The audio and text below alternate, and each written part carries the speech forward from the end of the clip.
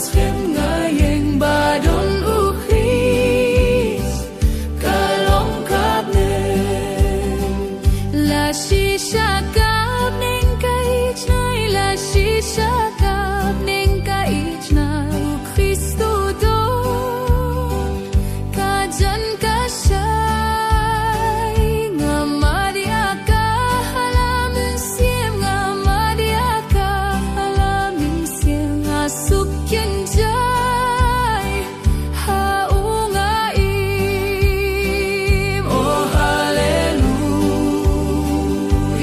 ngalasu lapilay parya ngabadu ngakumen mas khem ngayeng ngakumen mas khem ngayeng badon ukris kalong kabnen Kamperte siya no mga song kamperte siya no mga song bad mi uku larhan yay lo